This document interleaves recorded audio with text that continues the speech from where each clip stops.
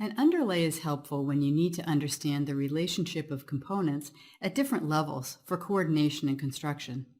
For example, you may want to use an underlay to make it easier to place light fixtures above furniture in an architectural model. When you set an underlay, Revit displays another level of the model at the view's cut plane under the current plan view. The underlay can be viewed from above or below the current level. The underlay appears in halftone and is visible in a hidden line view. To set an underlay, you'll use these three parameters, located in the Underlay group in the Properties palette. In this example, we'll set an underlay for the casework in the kitchen to make it easier to place the light fixtures above. For Range Base Level, select Level 1, which is the level for the casework. Notice that Range Top Level displays the next level above the base level. In this example, Level 2.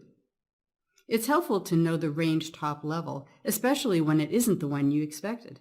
For example, when there is an intermediate level for a mezzanine, you may want to set the range top level. Next, set the underlay orientation.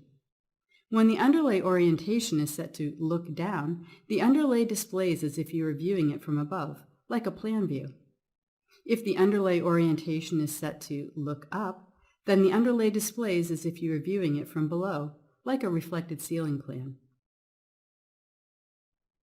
Underlays are also useful for working with MEP models, since you can work in the floor plan while viewing the ceiling plan as an underlay.